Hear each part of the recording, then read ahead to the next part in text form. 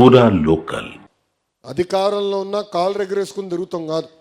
151 11 అయిందంటే దానికి కారణం అహంకారం, అంటే వాళ్ళ మాట విధానం. ఇప్పుడు కూడా అధికారంలో ఉన్నట్టు కాలు ఎగరేసుకుంటున్నారు. చేయనండి, కానీ ఎర్ర బుక్ అని వాళ్ళు ఇప్పుడు ఎర్ర బుక్ రాజ్యాంగం అని భయపడిపోతున్నారు రా స్వామి. మొన్నటి వరకు మీసాలు మెలేసి అబే నాకేమవుతుందో తోపుతురం ఏమన్నారు ఆయన తమ్మినేని గారు, రథం ఏదో వస్తుందంట, అందరికి కస అన్నాడు, అయిపోయింది. కార్యకర్తల పైన ఎక్కిపోయాడు ఆయన. మీరు అందరూ వైకాపాలను ఒకటే అడగాలి, అధికారంలో కలవలేకపోయారు, అది డిఫరెంట్ స్టోరీ.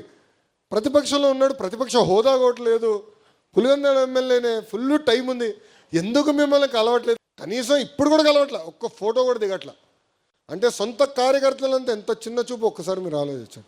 అరే ఎర్రబు గురించి మాడితే ఒకటికి గుండెపోటు వచ్చింది భయ్. ఇంకొకటి పరిస్థితి ఎలా ఉందో మీకు బాగా తెలుసు కదా, ఏదో మాట్లాడేశాడు. నా గురించి మాట్లాడినప్పుడు నేను బాధపడలా. ఎప్పుడైతే మా తల్లి జోలికి వచ్చాడో ఆనాడే నేను ఫిక్స్ అయ్యా, టైం వస్తుంది మీకు చూపిస్తారో ఒక్కొక్కటి సంగతి.